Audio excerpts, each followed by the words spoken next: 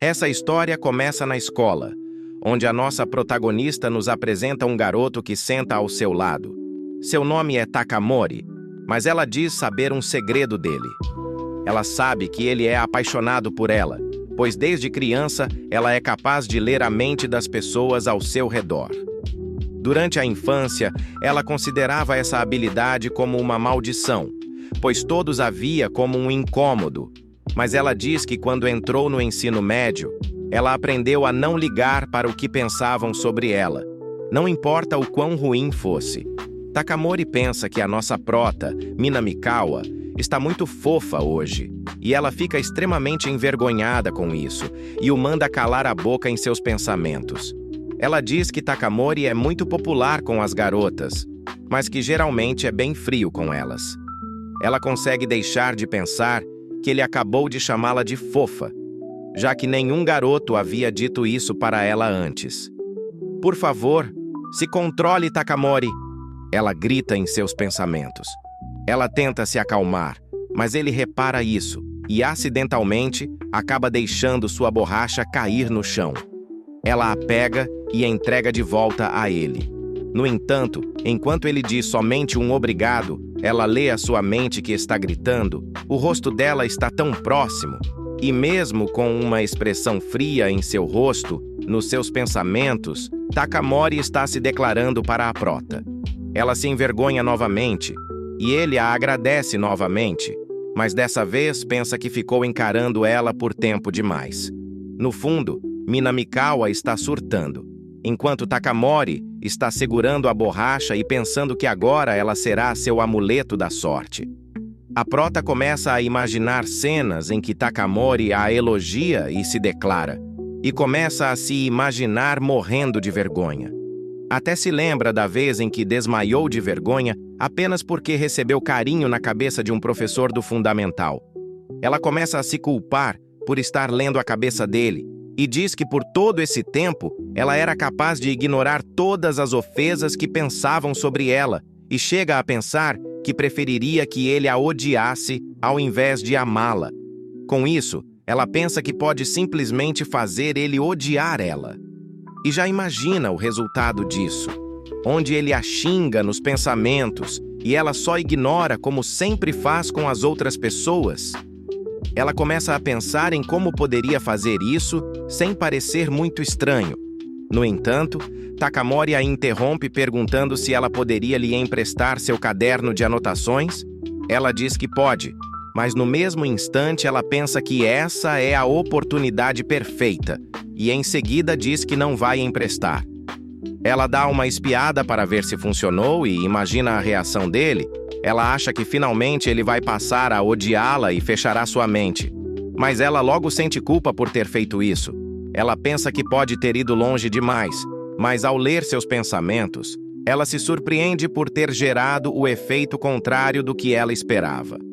Ele a responde verbalmente com um ok, enquanto diz mentalmente que deu um grande passo. Ela cede à culpa que estava sentindo e entrega seu caderno enquanto se desculpa. Ele pensa, ela consegue ser brincalhona também? Eu amo isso.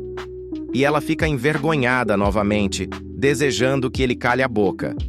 Mais tarde, ela foge para o banheiro para se acalmar. Ela ficou tão envergonhada e tímida com tudo isso, que agora ficou até tonta. Ela diz que não está acostumada com isso e que sente que poderia enlouquecer por isso. Ela quer fazê-lo a odiar rápido, antes de a cabeça dela exploda. E diz que não tem escolha. Ela o chama para o terraço da escola e se desculpa por ser algo repentino. Ele diz que está tudo bem e pergunta o porquê ela o chamou, mas por dentro está louco por estar sozinho com ela. Ele começa a pensar no que poderia vir disso e ela pergunta o que ele pensa sobre ela. Seu plano é fazer ele se confessar e em seguida rejeitá-lo da forma mais dura possível, fazendo com que ele passe a odiá-la por isso. Mas ao ler seus pensamentos, ela percebe que os sentimentos do Takamori explodiram por dentro, e ele está pensando em centenas de elogios. Ela logo sente toda a vergonha de uma vez e se sente fofa, amada e preciosa. Após tantos sentimentos, ela só diz que não consegue e cai no chão. Ele estende sua mão para ajudá-la a levantar, mas ela permanece deitada cheia de vergonha enquanto deixa escapar que está morrendo, e nos seus pensamentos ela diz que em algum dia ela vai fazer ele calar a boca. Um novo dia começa, e a prota fala com Takamori. Ele responde frio, mas em sua cabeça está chamando ela de fofa novamente. Ela fica com vergonha e irritada, e pensa preferir ser insultada, e expressa que quer fazê-lo odiar ela logo. Já na saída, a prota parece morta de vergonha. Ela sai da sala, mas volta rapidamente pois esqueceu sua bolsa, e ela acaba se encontrando com Takamori, que ainda estava por lá. Ela o pergunta do porquê estava lá ainda, e ele responde que vai ajudar a professora com as notas dos testes. Ela se oferece para ajudar também, mas pensa que isso faria ele gostar mais ainda dela. Então muda de ideia e apenas lhe deseja sorte.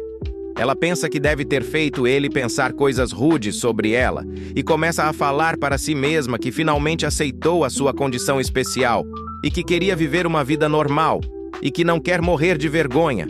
Mas mesmo atrás da porta, ela consegue ouvir os pensamentos do Takamori, dizendo que ela é muito gentil. Takamori se chama de tedioso e aprecia que a prota tenha ido até ele para dizer um simples até amanhã. Ela fica com vergonha e pensativa, e logo desliza aos poucos até sentar ao lado da porta, chamando Takamori de gentil em seus pensamentos. Em seguida, pensa que não é uma pessoa legal. Ela repensa em ajudar ele com as notas, mas tenta se manter no papel de vilã e diz que está fazendo isso para ter uma vida escolar pacífica.